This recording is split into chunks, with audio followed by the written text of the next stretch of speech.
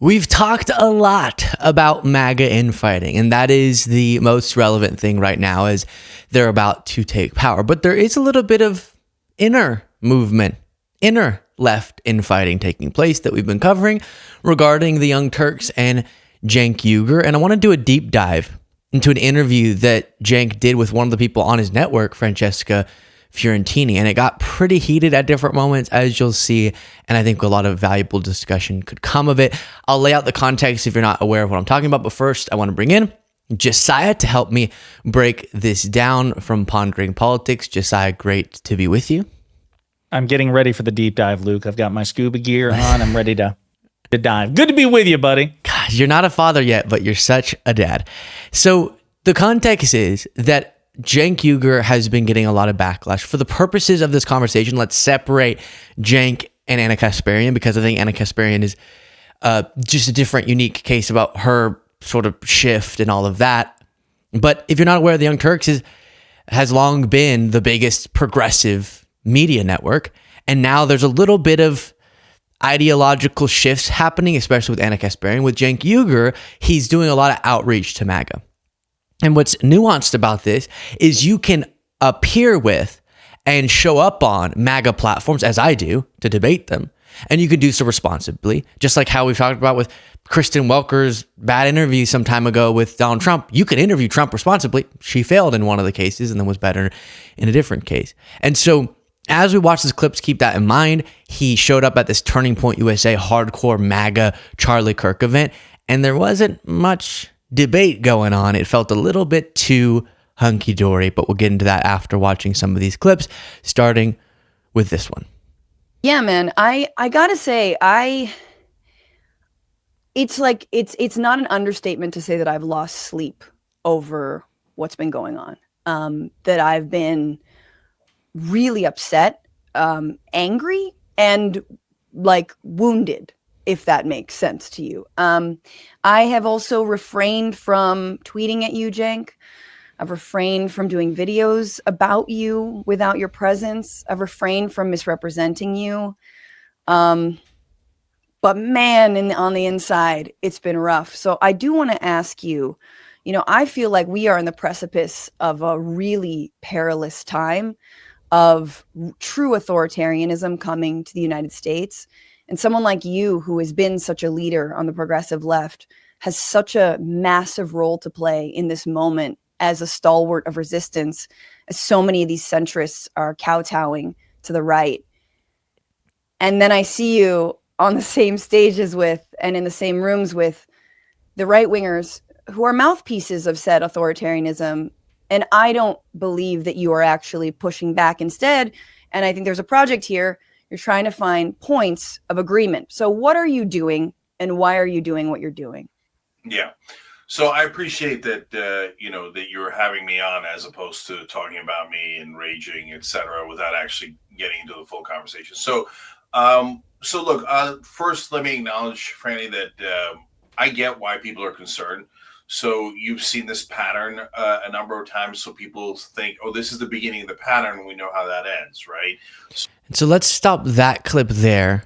Start discussing a little bit. The big thing from Cenk that this latest round of backlash is prompted by is him saying, listen, I'm opposed to MAGA, but I think we can work with them on some stuff. And so I'm going to go reach out to them, and I'm going to go to this Charlie Kirk event and talk about how it's so great that MAGA boos Mitch McConnell and Dick Cheney and Liz Cheney. Y'all really might be anti-establishment, and we can unite on that.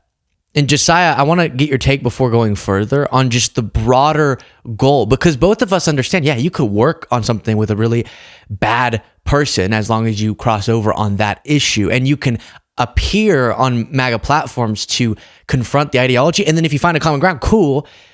But there's something wrong that I've described. I want to hear your version of it about how Cenk Uygur's going about this. There's a lot wrong, in my opinion. We've actually seen a handful of elected Democrats come out and publicly say that they'd be willing to work with Doge, for example, Elon Musk, Vivek Ramaswamy. You have Congressman Ro Khanna, Congressman Jared Moskowitz. I interviewed Congressman Maxwell Frost recently, and he said, in theory, he'd be open to it as well. He's just deeply skeptical about Doge's intentions, about their credibility. And I think that that's the healthy posture to have, more Maxwell Frost than Ro Khanna. I think that you should say, I'm willing to work with Doge, I'm willing to work with MAGA, but I just don't believe that they're going to put their money where their mouths are because we have a record. Donald Trump was president for 4 years. He didn't do any of the populist, any of the productive things he promised to do. And so if Cenk were to show more incredulity and say, listen, I'm willing to, and I'm going to put my money where my mouth is, but I really don't believe that you all are going to do that because you didn't do it before, and MAGA, you didn't hold Trump accountable before. But it's the grace, it's the benefit of the doubt. And the other frustrating thing is that in and of itself would be a bit of a problem for me. But as somebody who consumes quite a bit and has consumed quite a bit of Cenk's content, I like Cenk Uygur. I liked him more before this, quite frankly. But he withholds the benefit of the doubt from Democrats. AOC, he criticizes her relentlessly for the compromises that she makes to get power. No, don't you work with Nancy Pelosi. No, don't you work with the establishment. You've got to stay true to your principles. No compromise. But he'll make compromises to work with MAGA. That these are mutually exclusive propositions. And so to me, that heightens it even more. It's like if it's okay for you to break bread with MAGA over potentially mutual goals, then you should be cheerleading when AOC and progressives are willing to work with, like when Senator Sanders worked with President Biden during President Biden's term in office. It resulted in the least neoliberal policy, the most progressive policy we have seen from a sitting president since at least President Johnson. Do you give Bernie Sanders credit for that, Cenk? Do you give a permission structure for that? Are you celebrating him? Are you applauding him? No. And that to me is where the real issue is. Yeah, and I think he'd obviously dispute these compromising. I've heard him say that, no, it's just that I'll let them come to my position if it means being anti-corruption or something, even though they support the super corrupt guy. And just let's play more clips because they'll perfectly set up some of those discussions. But I agree with you. What's difficult about this one is people want to quickly say this is grift. This is some grab for more relevance. But in watching Cenk's arc in his career, that's not what this is. He's definitely genuinely thinking he's doing something productive. And then we can just disagree with his approach and think that he's accepting some of the dishonest premises in ways that he shouldn't coming from MAGA. But we'll get more into that. But I just want to agree with you that it's a bummer when it's someone that you feel like has really good intentions often. But let's get into this next clip. It. And I saw in that moment, you want me to play it for you? When Charlie Kirk goes, "We're glad Cenk's here, everybody." And that was the feeling that I think a lot of right-wingers have when they look at you, Cenk, where they're like, damn, yo, we crushed so hard. Even this guy is turning now. Yeah, except I'm not turning. I've said it 2,000 times. I'm just saying what it would look like. I'm just saying what it would look. Keep saying it like it's true when it isn't remotely true. But okay, let me address it. So, okay, number one, you're empirically wrong because guess what's happening? Matt Gaetz has reached out to us, Tucker Carlson, to come on our shows. And so it's your exact analogy, okay? Patrick Bet-David, et cetera, et cetera. And they won. They're still trying to come on the Young Turks. Why? Because they're trying to have a conversation, not because they want to do an apology tour. They think they are ascendant, but nevertheless, they want to talk to the left. But you had to make it's because they think that your version of the left says, no way. We never talk to the other side, but we're not authoritarian.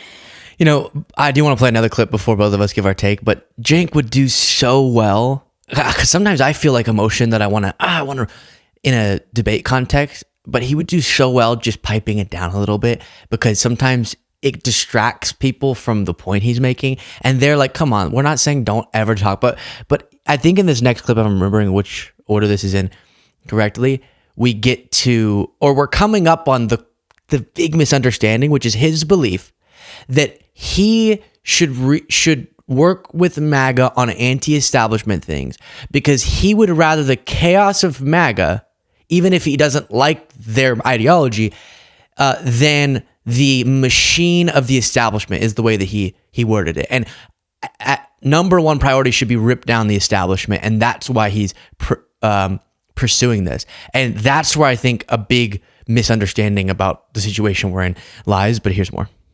I Oh, by the way, while you watch this, please do click the subscribe button for this channel. Go over to Josiah's channel, Pondering Politics. Hit that subscribe button as well. almost want to call it Bush-like, Cheney-like, you're with us or against us attitude. 100% wrong. Like you just literally, I love that you're proving my point. But No, when I'm not. I You're say proving this, my 'cause point. you Okay, truly, so let me explain. you sound like people are either against you, but if No. they criticize you, they are not. And yet, here you are, Cenk, telling the entire right wing that all you want to do is break bread with them, that you want to debate with them, but afterward you want to go have a beer. Yes, I do. You want to have a All you beer wanna with do is people hate who them. want How does that work to out for us, Franny? who How want does the to hate put people work out in for us? mass deportation camps. They want to deport. You They're starting think we're with going to get put in camps? You sound all right. Anyway, You think I sound crazy? They're starting with Chinese people. That's my fucking family, dog. Like, what are you Franny, talking about? That's such an excuse. Okay, What they're is- going to what start is with an Muslims. excuse? They're going to What start is with ex- my people. Okay, Sure, if they sure, start sure. at all. Yeah, So yeah. just stop hiding behind vulnerable communities. I'm hiding behind vulnerable Yes, communities. you are. You're using I'm them as human standing in shields. front of vulnerable communities. No, James, you're what not. are you doing? What are No, you doing? I'm in front of vulnerable communities. Uh-huh, I'm the most endangered, Franny. By tweeting at Elon Musk? Please whatever. don't help me. Come Okay, on, so this Cenk. is This is so total BS. sad. That's Okay, so so sad. let's break. Well, let's take it down. Let's simmer down. No. Okay, I honestly just include that one because things got totally out of control, and this is the big moment, I think. Maintains corporate rule, and that's my mortal enemy. That Borg is the one we should all be fighting against. So do you think it's so- less bad that one person donates $277 million to a candidate versus 5 people donating $277 million to a candidate? Elon Musk gave $277 million to Donald Trump and is now, again, worth $400 billion. Is that somehow less establishment in your mind? So there's two parts of it, Franny. One is they at least talk the populist game, and the advantage of that is that also spread through the right-wing base.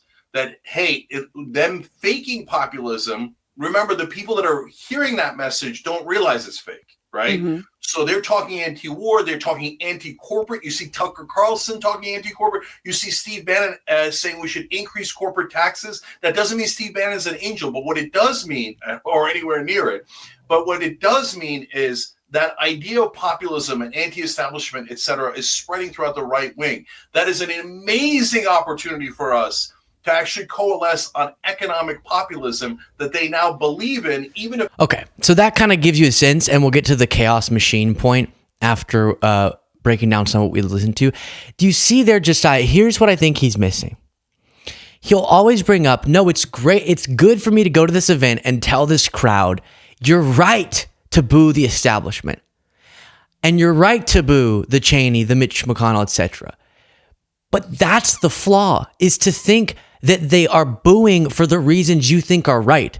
And to convince people or to give sort of a left-wing endorsement of their anti-establishment attitude when theirs is not premised on the reasons that Cenk Uygur would categorize himself as anti-establishment. And instead, it's saying rip down the machine and put instead a far more dangerous MAGA machine that is authoritarian, that is still going to be so in the interest of powerful people.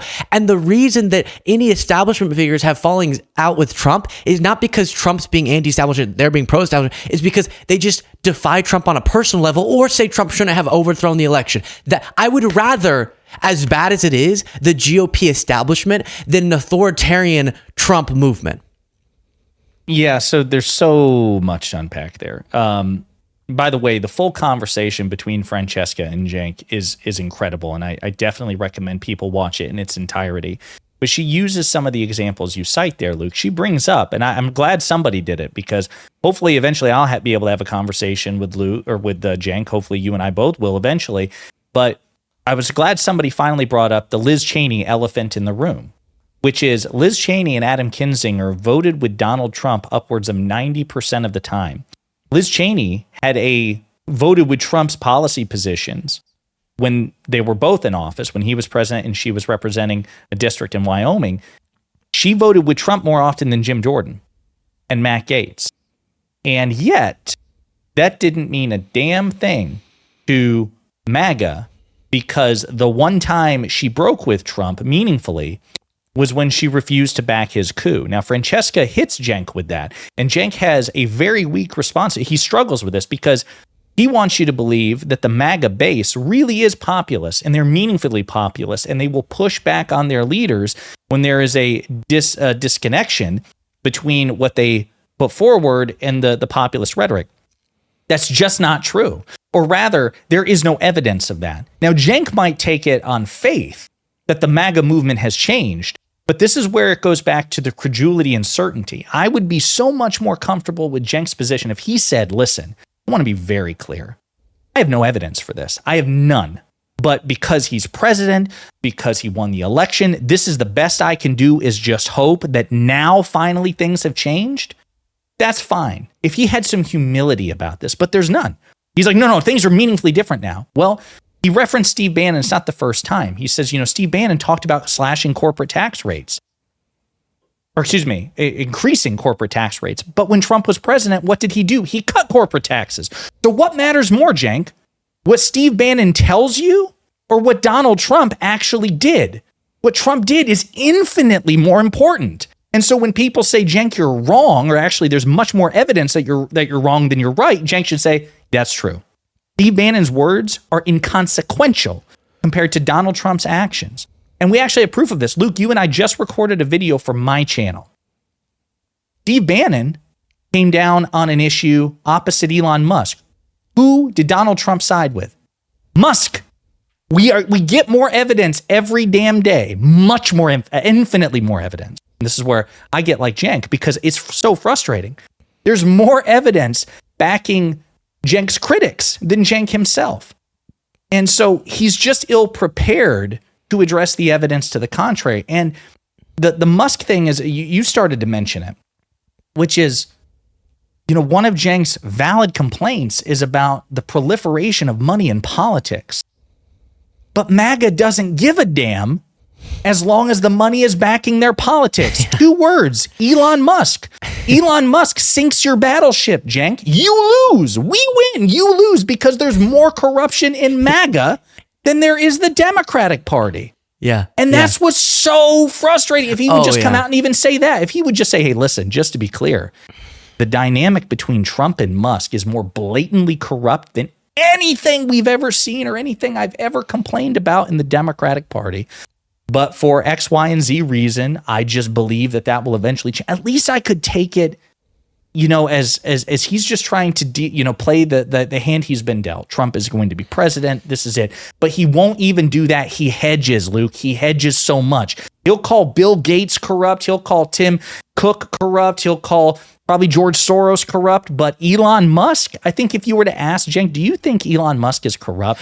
I think he'd be like, oh. Yeah, I don't know. No, I've seen enough of it. That's the thing that's tough is, like you said, and we're trying to schedule one, but if we were talking directly to him, I know his response would be, no, I would say to them that Trump's corrupt. I would say, but it's how you're saying these things, because I think it's so important that we do go face-to-face and engage with MAGA constantly. That's why I'm constantly doing it, and some of you are mad at me for it. But you have to be opposing and confronting their views. It's not about just sort of like, this is such a weird phrase, like, is this the wrong thing to use? But like honeypotting them into being more pro-democratic. It's not like you go and you're so sweet and you say, oh, you're totally right. And they all of a sudden think you're right. You're convincing them that the path out of corruption might be through the populism that they are engaging with, which is not the type of populism that I think Cenk Uygur abides by or thinks that he abides by or something. And it's his approach that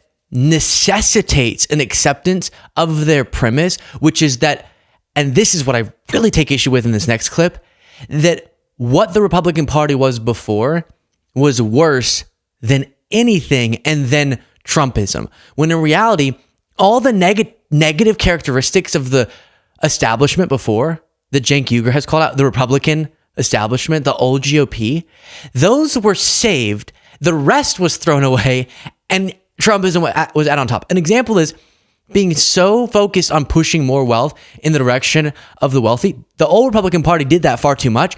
Trump did that to a historic degree with his one big legislative achievement. And so that remains. And then he's also personally corrupt in funneling from foreign governments money through his business. So it's all wrong, but you're giving this left-wing endorsement of their belief that there's something correct about their anti-establishment motivations when it's all upside down. Here's Cenk really emphasizing that point. Well, the way that it's better is that it's not a machine. It's chaotic. So it's one guy here and another person there, but the other person disagrees with Miriam.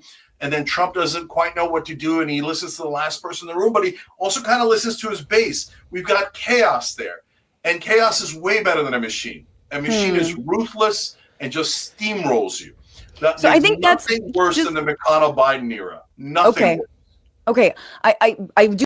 There's nothing worse than the McConnell-Biden era. That, to me, as much as I dislike Mitch McConnell, is a depraved statement, genuinely. When we see what Trump is talking about, if you let MAGA just have their way and Trump does his thing, you know what we get?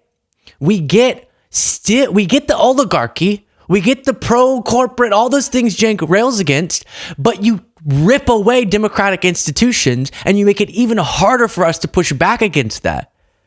Yeah, this is what I mean by this is just another facet of the frustration, because yes, you're right. Everything bad about the neoconservative McConnell era is present at least as much in Trump. Your point, the 2017 Tax Cuts and Jobs Act enriched, the rich to an unprecedented degree. Number one, and that was McConnell and Trump working together. That wasn't McConnell. That wasn't McConnell's doing in spite of Trump. That was McConnell and Trump working in tandem. Okay. But then, yes, then there's the lack of stability, because I think Mitch McConnell for various reasons, you could easily make the argument that in his own way, he has contributed to the decline of, norms and traditions in American politics as much as Trump, in so much as he's almost like Dr. Frankenstein in Mary Shelley's Frankenstein. He helped create the monster. He aided and abetted the monster. And then, of course, like the doctor, he became a victim of the monster, too. So, the irony is so thick. Spoiler. Yeah, spoiler alert for this 200-year-old book. But yeah, no, to your point, Cenk is totally discounting that. And that's what I mean, where it gets really frustrating, because later on in that conversation, and in a similar conversation he had the day before with Mark Lamont Hill, Cenk will defend American institutions. So so for example, all three of us are on the same page in terms of Trump being a threat to the Constitution. Cenk voted against Trump. Cenk lobbied against Trump. He voted for Vice President Harris. In his arguments with MAGA Republicans, he brings up, the tweet that you often refer to, Luke, about, terminating all rules, regulations, and articles in the Constitution. So that's the thing that's frustrating. It's like Cenk is nuanced enough to recognize that simply burning the whole damn thing down is not good and is very dangerous. But Trump tried to do that. So Trump simultaneously, that's the thing, is he simultaneously represents the worst of the establishment and also the very worst of anti-establishment behavior, and saying, for the sake of me, set it all on fire. We have never seen a politician do that to remotely the same degree and level of success. That's the frustration, where he just reflexively is like, no, he has more contempt for neoconservatism and even neoliberalism.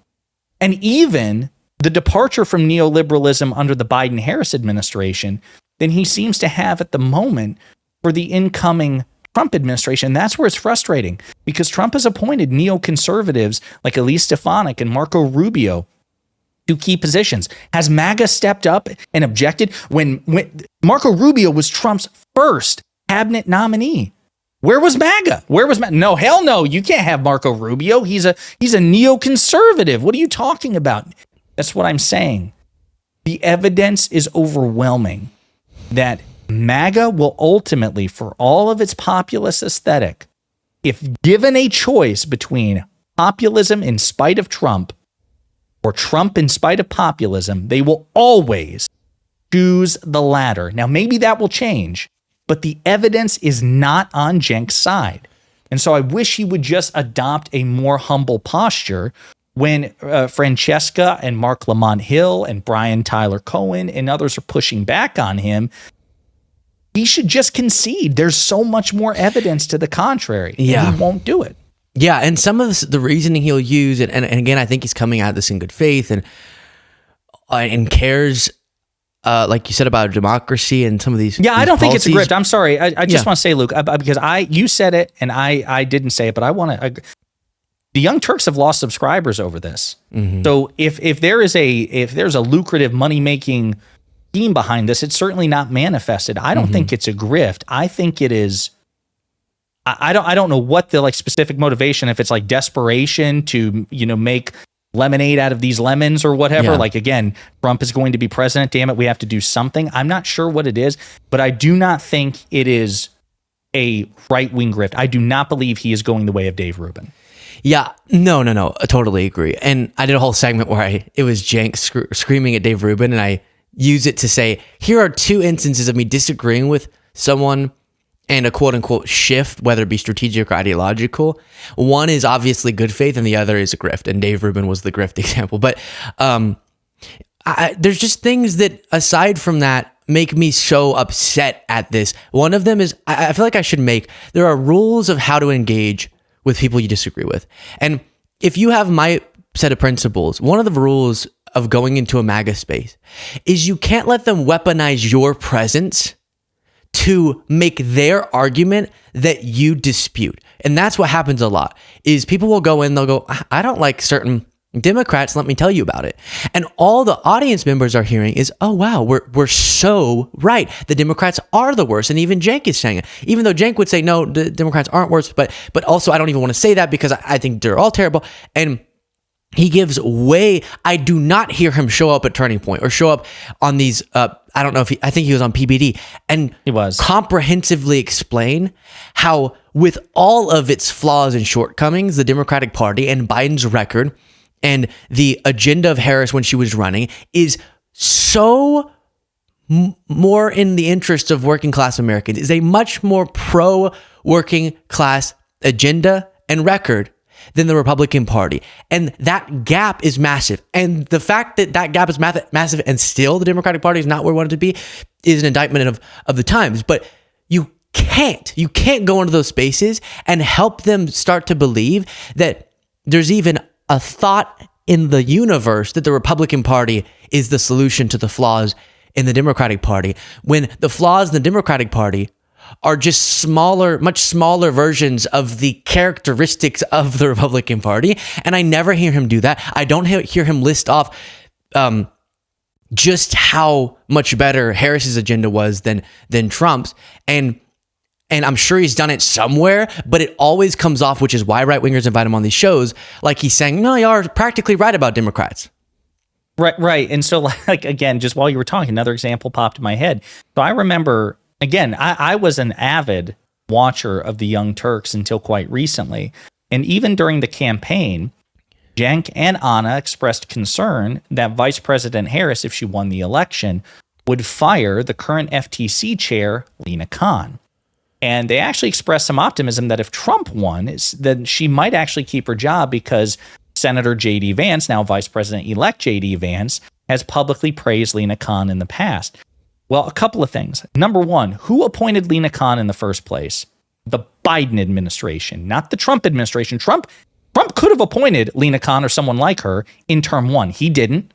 Biden did. Point for Biden, 0 for Trump. And then the bigger one, who just fired Lina Khan, who just announced her replacement with a much more neoconservative pro-corporate replacement. Donald Trump. Did J.D. Vance say a damn thing about it? No. Did the so-called MAGA populist right step up and say, no, Mr. President, you keep Lina Khan. She's breaking up monopolies. She's putting, overreaching corporations in their place.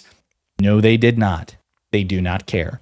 And so that's just another example of where it's like, I just keep going back to his position is one of almost religious faith. No evidence to support it. It's just conviction. It's just a deep-seated conviction, and you're entitled to it. You're entitled to it. You really are.